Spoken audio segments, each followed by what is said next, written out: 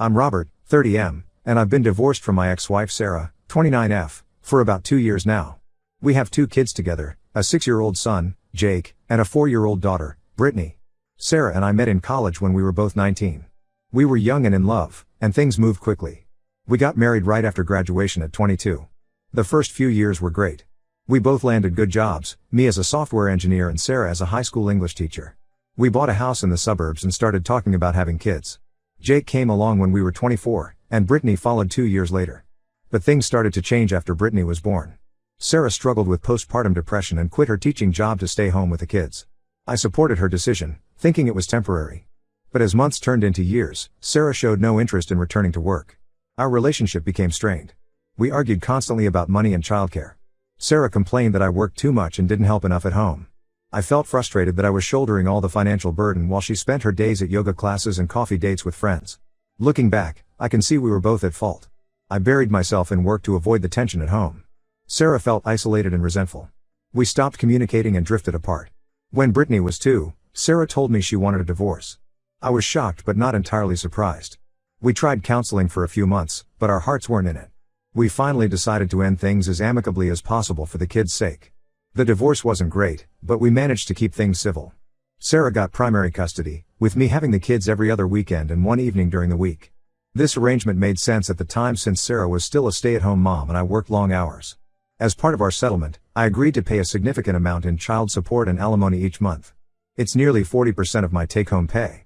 I wasn't thrilled about it, but I wanted to make sure my kids were taken care of. Sarah's lawyer argued that she had sacrificed her career to raise our children, so she deserved support while she got back on her feet. For the first year after the divorce, things seemed to be going okay. Sarah and I didn't talk much except about the kids, but that was fine with me. The kids seemed happy and well-adjusted when they were with me. Jake was doing well in school, and Brittany was her usual bubbly self. But about 6 months ago, I started noticing some odd things. Jake mentioned that they were eating a lot of frozen dinners and fast food at Sarah's house. He complained that he missed the home-cooked meals Sarah used to make. Brittany whined that her shoes were too small, but Sarah kept saying she couldn't afford new ones. This didn't make sense to me. With the amount I was paying in support, Sarah should have had plenty of money for groceries and basic necessities for the kids. I tried talking to her about it, but she brushed me off. She said the kids were exaggerating and that everything was fine. I wasn't totally convinced, but I didn't want to push it and risk messing up our co-parenting relationship.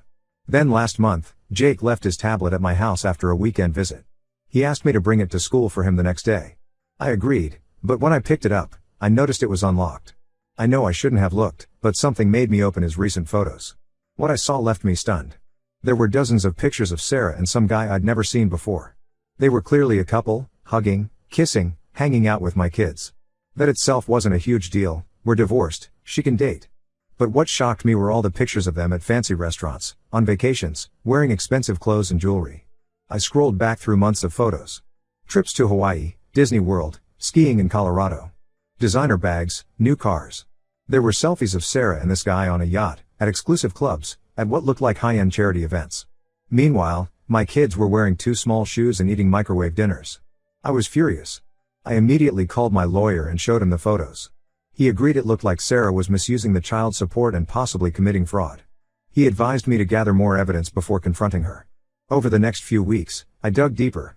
I had my lawyer subpoena Sarah's bank records. What we found was even worse than I imagined. Sarah had been funneling almost all the child support money into a separate account. She was spending less than 20% of it on the kids. The rest was going to lavish vacations, shopping sprees, and gifts for her boyfriend. To make matters worse, I discovered that Sarah had actually gotten a job about 6 months after our divorce. She was working as a marketing coordinator for a local company, making a decent salary. But she never reported the income, so I was still paying alimony based on her being unemployed. Between that and the child support, she was raking in over $100,000 a year tax-free. I was livid. All this time I'd been working overtime and living in a tiny apartment to make those support payments. I'd canceled my gym membership, stopped going out with friends, even sold my car and started taking the bus to work. I thought I was sacrificing for my kids, but Sarah was using them as her personal piggy bank. The more I looked into it, the worse it got. Sarah had opened credit cards in Jake's name and maxed them out. She'd borrowed money from Brittany's college fund to pay for a luxury spa weekend. She'd even convinced my parents to loan her money for supposed medical bills for the kids, bills that never existed. My lawyer advised me to stop payments immediately and file for full custody. He said we had a strong case for fraud and misuse of child support. I agreed and we filed the paperwork last week. Sarah found out yesterday when she was served with the court documents. She showed up at my apartment screaming and crying. She said I was trying to steal her kids and ruin her life. I told her she did that to herself by stealing from our children. She begged me to reconsider, saying she'd pay it all back. I told her it was too late, I couldn't trust her anymore. She tried to guilt me by saying the kids would suffer without her. I pointed out that they were already suffering because of her selfish choices. Finally, she threatened to tell everyone I was abusive if I didn't drop the case. I laughed and told her to go ahead. I had mountains of evidence proving she was the abusive one. She stormed off, but I'm sure this is just the beginning of the fight. I know stopping support payments might hurt my kids in the short term. But I truly believe they'll be better off with me in the long run. Sarah has shown she can't be trusted to put their needs first. I've already started looking for a bigger apartment so the kids can live with me full time. I'm researching schools in my area and looking into after-school programs. It'll be an adjustment, but I'm prepared to do whatever it takes to give my kids the stable home they deserve. Part of me feels guilty for not noticing what was happening sooner. I should have pushed harder when I first noticed things seemed off with the kids. But I was trying so hard to keep the peace and not rock the boat. I thought I was being a good co-parent by staying out of Sarah's business. Now I realize I was just enabling her to take advantage of me and neglect our kids. Some friends think I'm being too harsh. They say I should give Sarah another chance or try to work things out for the kids' sake. But I just can't trust her anymore. She's shown over and over that she'll always put herself first. I won't let my kids be collateral damage in her selfish schemes anymore. So Reddit, Ida for cutting off child support and filing for full custody after discovering my ex-wife's scam? I'm confident I'm doing the right thing, but I could use some outside perspective. What would you do in my situation? Update 1. It's been about 3 weeks since my original post, and a lot has happened. First, thank you all for the supportive comments and advice. It really helped me stay strong through all of this. The day after I posted, I had a long talk with Jake and Brittany. I didn't want to badmouth their mom, but I felt they deserved some explanation for the changes that were coming. I told them that there were some problems with the money I was sending their mom, so things might be different for a while. Jake seemed to understand, and actually said he was glad because he was tired of eating frozen pizza all the time. Brittany was confused but didn't ask too many questions. A few days later, we had our first court hearing. Sarah showed up with a fancy lawyer and tried to paint me as a vindictive ex trying to punish her for moving on. She claimed I was jealous of her new relationship and trying to control her life. Her lawyer argued that Sarah had been a devoted stay-at-home mom for years and deserved ongoing support. But when my lawyer presented the financial records and photos, the judge was not impressed. The evidence of Sarah's spending was damning. Receipts for $1,000 bottles of champagne, $5,000 handbags, first-class plane tickets. All while the kids wore hand-me-downs and ate junk food. The judge ordered Sarah to provide a full accounting of how she'd spent the child support money over the past 2 years. He also froze all of Sarah's accounts pending further investigation. That's when things got really interesting. Sarah's lawyer asked for a recess, and they were gone for over an hour. When they came back, Sarah looked pale and shaken. Her lawyer asked to approach the bench, and after a whispered conversation, the judge called a halt to the proceedings. He ordered us to reconvene in 2 weeks and told Sarah to be prepared with a complete financial disclosure. I was confused, but my lawyer seemed excited. He said it looked like Sarah's lawyer had realized how bad things were and was trying to buy time to negotiate a settlement. I was skeptical. Sarah had seemed so confident before. What could have changed? I found out a few days later when I got a call from a number I didn't recognize. It was Sarah's boyfriend, Mark. He said he needed to talk to me urgently. Against my better judgment, I agreed to meet him at a coffee shop. Mark looked terrible, like he hadn't slept in days. He told me that he had no idea about Sarah's scam until recently. He thought all the trips and gifts were from her teaching salary and some family money. When he found out the truth, he was horrified. But it got worse. Mark said that Sarah had been pressuring him to marry her for months. He kept putting it off, saying he wasn't ready. Now he knew why she was so desperate. She needed to be remarried before the 2-year mark in our divorce when her alimony would decrease. The real bombshell came next. Mark said that about a year ago, Sarah had told him she was pregnant. He was excited but nervous about becoming a dad. But as months went by and Sarah didn't show, he got suspicious. He snooped in her email and found messages with a fake belly manufacturer. Sarah had been planning to fake a pregnancy to pressure him into marriage. I was stunned. I knew Sarah could be manipulative, but this was a whole new level. Mark apologized for his part in everything, even though he was a victim too. He said he had already broken up with Sarah and was planning to testify about her deceptions if the case went to trial. After Mark left, I called my lawyer and filled him in. He was thrilled. This was exactly the kind of evidence we needed to prove Sarah was unfit for custody. He said with Mark's testimony, we had a good shot at getting full custody and possibly even criminal charges against Sarah for fraud. I felt vindicated but also sad. How could the mother of my children have turned into such a monster? I wondered if there were warning signs I'd missed during our marriage. The next week was a whirlwind. My lawyer deposed Mark and gathered statements from several of Sarah's friends who had suspected something was off. We also got records from Sarah's job showing she'd been employed for over a year while collecting unemployment and alimony. 2 days before our next court date, I got a call from Sarah. She was sobbing, begging me to call off the lawyers.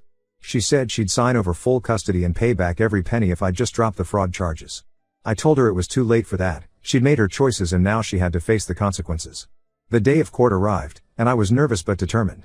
But when we got there, Sarah and her lawyer were nowhere to be found. After waiting an hour, the judge was furious and issued a bench warrant for her arrest. It's been radio silence from Sarah since then. Her apartment is cleaned out, and none of her friends know where she is. The police are looking for her, but so far no luck. I have temporary full custody of the kids now. They're confused and upset about their mom disappearing, but I'm doing my best to keep things stable for them. Jake is angry and acting out at school. Brittany keeps asking when mommy is coming home. It breaks my heart that I don't have answers for them. My parents have been a huge help, coming to stay with us and helping care for the kids. They feel terrible for believing Sarah's lies and giving her money. They're trying to make it up to the kids now with lots of love and attention. I'm still in shock about everything that's happened. I never imagined Sarah could be capable of such elaborate deceptions. I'm angry at her for stealing from our kids, but mostly I'm sad for them. They deserve so much better. I don't know what's going to happen next, but I'm committed to giving my kids the stable, loving home they need. I've enrolled Jake in counseling to help him process his anger. I'm looking into preschools for Brittany so she can socialize with other kids her age. Financially, things are tight without Sarah's income, but we're managing. I'm working with a financial advisor to try to recoup some of the stolen money and start rebuilding the kids' college funds. It'll take time, but I'm determined to give them the future they deserve. Thank you all again for your support through this crazy situation. I'll update again when there are new developments. Update 2. It's been about 2 months since my last update, and the saga continues. Sarah is still missing, but a lot has happened. About a week after Sarah disappeared, I got a call from her sister, Amy. Amy and I were never close, and she sided with Sarah in the divorce. So I was surprised to hear from her. She said she had just gotten back from a trip abroad and had no idea what was going on. When she couldn't reach Sarah, she started asking around and heard rumors about the court case and fraud charges. I filled Amy in on everything that had happened. She was quiet for a long time, then said there was something I needed to know. She asked if she could come over to talk in person. When Amy arrived, she looked terrible, like she hadn't slept in days. She sat down and took a deep breath, then dropped a bombshell. Sarah and I hadn't been able to conceive naturally. Our kids were born through IVF. Or so I thought. Amy said that Sarah had confided in her years ago that she had cheated on me right before we started trying for kids. When she found out she was pregnant, she lied and said the IVF had worked. She did the same thing 2 years later with Brittany. I felt like I'd been punched in the gut. The kids I'd raised and loved for years might not even be mine. Amy said she had urged Sarah to tell me the truth, but Sarah always found excuses not to. Amy felt guilty for keeping the secret but didn't want to blow up our family. I was reeling. Part of me didn't want to believe it. But it explained so much, why the kids didn't really look like me, why Sarah had been so insistent on using a particular fertility clinic that was out of network for our insurance. I asked Amy if she knew who the real father was. She said Sarah had never told her, but she suspected it was Sarah's college ex-boyfriend, Chris. Apparently he and Sarah had stayed in touch over the years, and he conveniently moved to our city right around the time we started trying for kids. I thanked Amy for finally telling me the truth. She left, and I spent the next few hours alternating between rage and despair. I loved Jake and Brittany so much, how could they not be mine? But I knew I needed to find out for sure. The next day, I called my lawyer. He said that given everything else Sarah had done, paternity fraud wouldn't surprise him. He advised me to get DNA tests done right away. I agonized over how to handle it with the kids. They were already dealing with so much upheaval. Jake was old enough that he'd probably remember the test, but I hoped Brittany was young enough that she wouldn't. In the end, I told Jake that the doctor needed to do a special test to make sure we were healthy. He was scared of needles, but I promised him ice cream after if he was brave. Brittany was easier, she barely noticed when the nurse swabbed her cheek. The wait for results was agonizing. I swung between hoping they were mine and almost wishing they weren't, like it would justify all of Sarah's other lies somehow. Finally, after what felt like years, I got the call from the lab. I steeled myself for bad news. But to my shock and relief, the tests confirmed that both kids are biologically mine. I broke down crying. All the stress and fear of the past months came pouring out. My kids were mine. Sarah may have lied about everything else, but at least she hadn't taken that from me. I called Amy to let her know. She was stunned. She swore Sarah had told her she cheated. We realized Sarah's web of lies went even deeper than we thought. She had manipulated everyone around her for years. Meanwhile, the police were still searching for Sarah. They managed to trace her to Mexico, but the trail went cold there. My lawyer said that even if they find her, extradition could be complicated. For now, I'm focused on rebuilding our lives. Jake and Brittany are in therapy to deal with their mom's disappearance. I'm in therapy too, trying to process everything that's happened. I've had to explain more to the kids about why their mom left. Jake is angry and says he hates her. Brittany still cries for her sometimes. It's hard, but I'm trying to be honest with them in an age-appropriate way. I'm still angry at Sarah for all her lies and manipulation. But mostly I'm grateful that Jake and Brittany are mine and that they're safe with me now. Whatever happens with Sarah, I know we'll get through it together. Update 3, it's been 6 months since everything blew up with Sarah, and life has finally started to settle into a new normal. The biggest news is that Sarah was finally caught. She had fled to Belize and was living under an assumed name. Apparently she had blown through most of the money she stole on a lavish lifestyle there. She was arrested trying to use a fake passport to fly to Europe. The extradition process took a while, but Sarah is now back in the US and facing multiple felony charges. My lawyer says she's looking at serious prison time for the fraud, theft, and flight to avoid prosecution. I've struggled with how to handle this with the kids. They knew their mom had done something bad and run away, but I hadn't told them all the details. Now that she's back, I've had to explain more. It's been really hard on them, especially Jake, who's old enough to understand most of it. We're all still in therapy, which has been helpful. The kids are processing their anger and sadness at their mom's betrayal. I'm working through my own issues from the years of gaslighting and manipulation. Sarah's parents finally reached out to me. They had been backing her story at first, but now they realize the extent of her lies. They apologized for believing her over me and asked to be part of the kids' lives again. I'm cautiously allowing short, supervised visits for now. Financially, things are looking up. The court ordered Sarah to repay all the stolen child support and alimony. My lawyer doubts I'll ever see most of that money, but they did seize and sell her car and some expensive jewelry to start paying it back. I've been awarded full custody of the kids.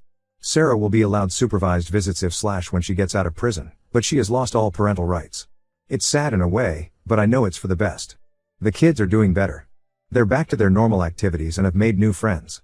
Brittany still asks about her mom sometimes, but less often now. Jake is angry and says he never wants to see Sarah again. I'm trying to stay neutral and let him process his feelings. As for me, I'm slowly putting my life back together. I've started dating again, very casually.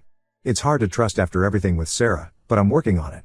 My job has been understanding about all the time off for court and kids' appointments. I still have moments of anger about everything Sarah put us through. But mostly I'm grateful that the kids and I are safe, healthy, and together. Whatever the future holds, I know we can handle it. Thank you all again for your support through this crazy journey. Your advice and kind words helped more than you know.